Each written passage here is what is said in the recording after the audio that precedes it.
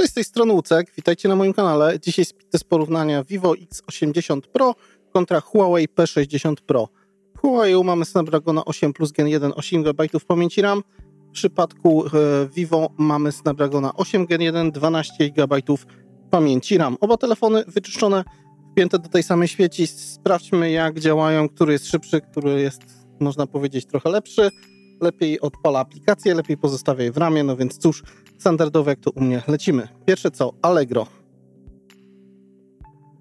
Vivo, AliExpress, reklamy, ale to widzimy w tym samym momencie. Tutaj pierwszy Huawei, Ceneo, Vivo, galerie, albumy, tu bardziej, HBO Max dla Vivo. Coś Huawei długo myśli.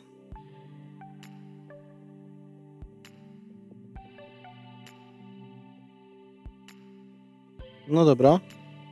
Coś dziwnego, nie czekamy. Polsat Box Go. No, trzeba było coś kliknąć, ale raczej Vivo szybciej. Następnie, jak dojadę.pl. Tu dla Huawei'a. Od razu odpalił.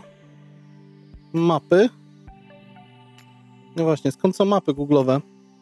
Skąd jest sklep Play? Gbox. Będzie o nim film. Jak to teraz w tym roku sobie łatwo ogarnąć usługi Google'a. Będzie na kanale, zobaczycie. Player.pl.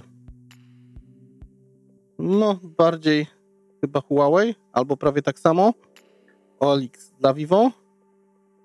Pyszne.pl. Huawei. Glovo.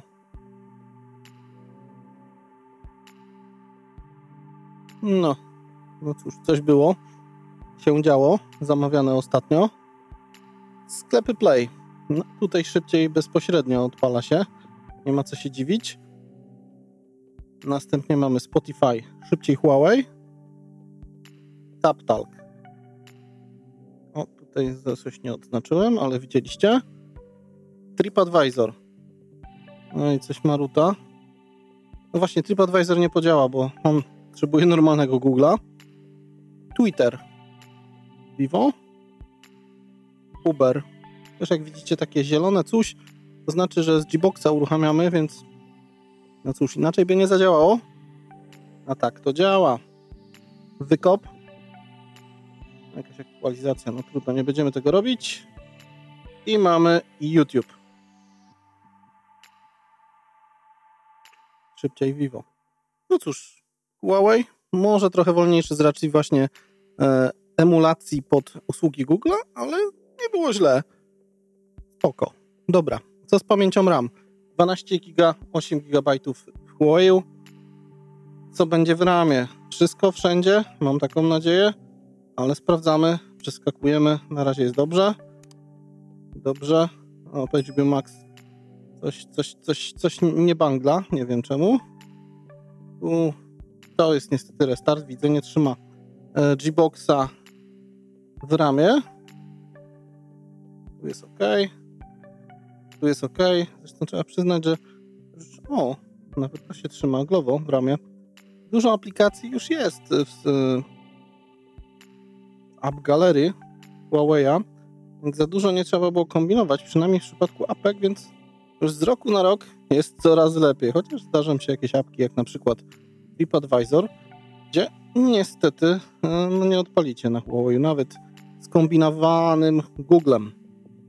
Tu jest ok. No tu racji Gboxa większość rzeczy musiała się jeszcze raz uruchamiać.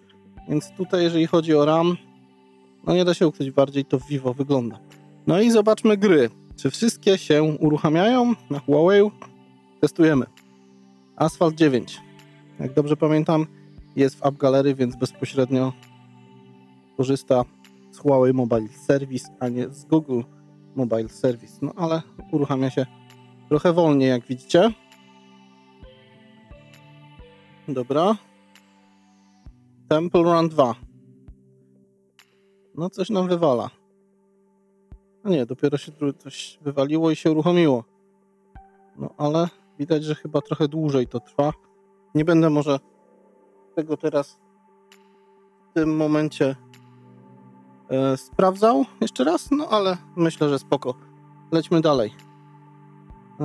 Co tutaj mamy? Kolejne. Wild Rift, czyli League of Legends. Czy w końcu pogramy na Huawei'u?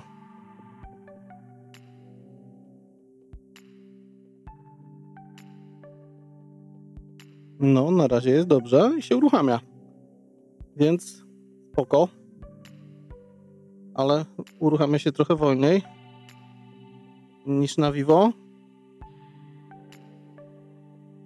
Dead Trigger 2.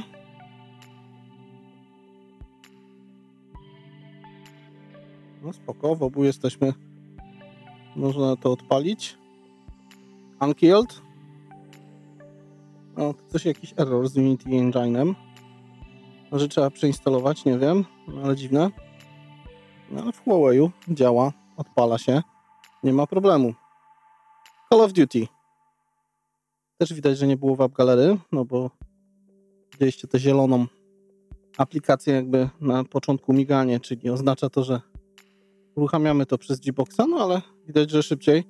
W Vivo World of Tanks to ona z części natywnie jest w sklepie Huawei'a, no ale dłużej trwa uruchomienie niż na normalnym Androidzie. Super Mario Run.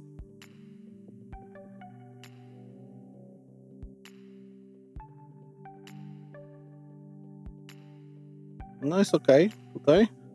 Huawei nawet szybciej. Angry Birds 2.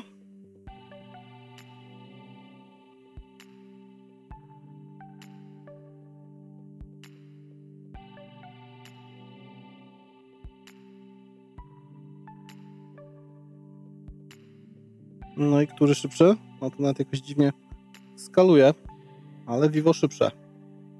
Dobra, to możemy odpuścić.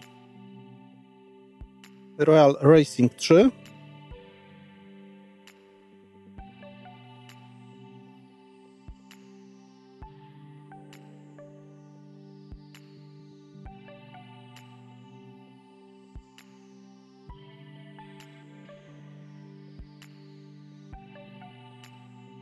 To będzie pierwszy. Lepsze Vivo. Dobra. PUBG Mobile.